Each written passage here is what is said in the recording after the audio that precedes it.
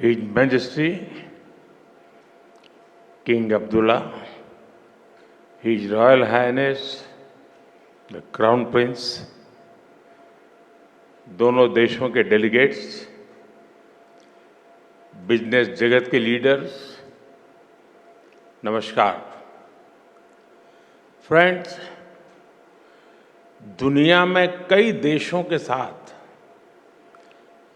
Borders तो मिलते ही हैं। कई देशों के मार्केट भी मिलते हैं, लेकिन भारत और जॉर्डन के संबंध ऐसे हैं जहां ऐतिहासिक विश्वास और भविष्य के आर्थिक अवसर एक साथ मिलते हैं। कल ही मैजेस्टी के साथ मेरी बातचीत का सार भी यही था। ज्योग्राफी को अपॉर्चुनिटी में और अपॉर्चुनिटी को ग्रोथ में कैसे बदला जाए, इस पर हमने विस्तार से चर्चा की। योर मैजेस्टी, आपकी लीडरशिप में जॉर्डन एक ऐसा ब्रिज बना है जो अलग अलग रीजन्स के बीच सहयोग और तालमेल बिठाने में बहुत मदद कर रहा है। कल हमारी मुलाकात में आपने बताया कैसे भारतीय कंपनीज जॉर्डन के मार्ग से यूएसए, कनाडा और अन्य देशों की मार्केट तक पहुंच सकती है।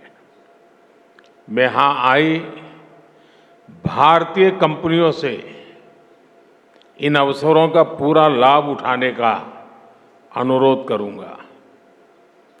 फ्रेंड्स, भारत आज जॉर्डन का तीसरा सबसे बड़ा ट्रेडिंग पार्टनर है।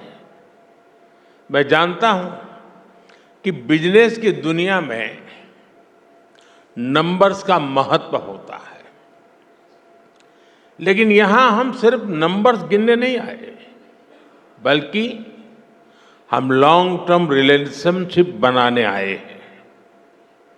एक जमाना था जब गुजरात से पेट्रा के रास्ते यूरोप तक का व्यापार होता था। हमारी फ्यूचर प्रॉस्पेरिटी के लिए हम वो लिंक्स फिर से रिवाइव करने होंगे और इसको साकार करने में आप सभी का महत्वपूर्ण योगदान रहेगा। फ्रेंड, आप सभी जानते हैं कि भारत थर्ड लार्जेस्ट इकोनॉमी की ओर तेजी से बढ़ रहा है। भारत की ग्रोथ रेट 8% से ऊपर है। ये growth number productivity driven, governance और इनोवेशन ड्रिवन पॉलिसीज का नतीजा है। आज जॉर्डन के हर बिजनेस, हर इन्वेस्टर के लिए भी भारत में अवसरों के नए द्वार खुल रहे हैं। भारत की तेज ग्रोथ में आप सहयोगी बन सकते हैं और अपने निवेश पर शानदार रिटर्न भी पा सकते हैं। फ्रेंड, आज दुनिया को नए ग्रोथ इंजन चाहिए। दुनिया को एक ट्रस्टेड सप्लाई चेन की जरूरत है। भारत और जॉर्डन मिलकर दुनिया की इस जरूरत को पूरा करने में बड़ा रोल निभा सकते हैं। मैं आपसी सहयोग के कुछ की सेक्टर्स की चर्चा आपके साथ जरूर करना चाहूंगा। ऐसे सेक्टर जहां विजन, वायबिलिटी और वेलोसिटी, ये तीनों मौजूद है। पहला, डिजिटल पब्लिक इंफ्रास्ट्रक्चर और आईटी। इसमें भारत का अनुभव जॉर्डन के बहुत काम आ सकता है। भारत ने डिजिटल टेक्नोलॉजी को इंक्लूजन और एफिशिएंसी का मॉडल बनाया है। हमारे यूपीआई, आधार, डिजी लॉकर जैसे फ्रेमवर्क्स आज ग्लोबल बेंचमार्क बन रहे हैं। हिज मैजेस्टी और मैंने इन फ्रेमवर्क्स को जॉर्डन के सिस्टम से जोड़ने पर चर्चा की है। हम दोनों देश फिनटेक, हेल्थ टेक, एग्रीटेक ऐसे अनेक सेक्टर्स में अपने स्टार्टअप्स को डायरेक्टली कनेक्ट कर सकते हैं। एक शेयर्ड इकोसिस्टम बना सकते हैं जो हम आइडियाज को कैपिटल से और इनोवेशन को स्केल से कनेक्ट कर सकते हैं। फ्रेंड्स, फार्मा और मेडिकल डिवाइसेस के क्षेत्र में भी अनेक संभावनाएं हैं। आज हेल्थ केयर सिर्फ एक सेक्टर नहीं है, बल्कि एक स्ट्रेटेजिक प्रायोरिटी है। जॉर्डन में भारतीय कंपनियां मेडिसिन बनाएं, मेडिकल डिवाइस बनाएं, इससे जॉर्डन के लोगों को तो फायदा होगा ही। वेस्ट एशिया और अफ्रीका के लिए भी जॉर्डन एक रिलायबल हब बन सकता है। जेनरिक्स हो, वैक्सीन्स हो, आयुर्वेद हो या wellness, India brings trust and Jordan brings reach. Friends, अगला सेक्टर एग्रीकल्चर का है। भारत को ड्राई क्लाइमेट में खेती का बहुत अनुभव है। हमारा ये एक्सपीरियंस जॉर्डन में रियल डिफरेंस ला सकता है। हम प्रिसीजन फार्मिंग और माइक्रो इरिगेशन जैसे सॉल्यूशन पर काम कर सकते हैं।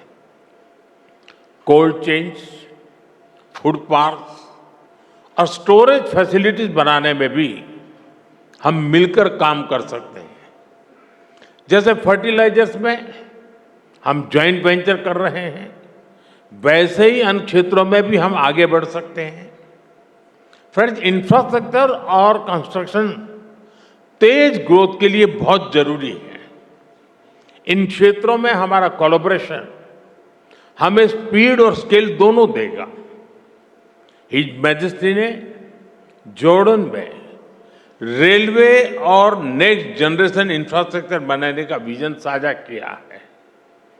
मैं उनको विश्वास दिलाना चाहता हूं कि हमारी कंपनियां उनके विजन को साकार करने के लिए सक्षम भी हैं और उत्सुक भी हैं। कल हमारी मुलाकात में हिज मैजेस्टी ने सीरिया में इंफ्रास्ट्रक्चर रिकंस्ट्रक्शन की जरूरतों के बारे में भी बताया। भारत और जॉर्डन की कंपनी इन जरूरतों को पूरा करने पर मिलकर काम कर सकती है। फ्रेंड, आज की दुनिया ग्रीन ग्रोथ के बिना आगे नहीं बढ़ सकती। क्लीन एनर्जी अब केवल विकल्प नहीं है, बल्कि एक नीड बन चुकी है। Solar, wind, green hydrogen, energy storage, इसमें भारत बहुत बड़ी इन्वेस्टर के रूप में काम कर रहा है। जॉर्डन के पास भी बहुत बड़ा पोटेंशियल है जिसे हम अनलॉक कर सकते हैं। ऐसे ही ऑटोमोबाइल और मोबिलिटी का सेक्टर है। भारत आज अफोर्डेबल ईवीज, टू व्हीलर्स और सीएनजी मोबिलिटी सॉल्यूशंस में दुनिया के टॉप देशों में से एक है। इस क्षेत्र में भी हमें ज्यादा से ज्यादा काम मिलकर करना चाहिए। फ्रेंड, भारत और जॉर्डन दोनों देश अपने कल्चर, अपनी हेरिटेज पर बहुत गर्व करते हैं। हेरिटेज और कल्चरल टूरिज्म के लिए भी दोनों देशों में बहुत अधिक स्कोप है।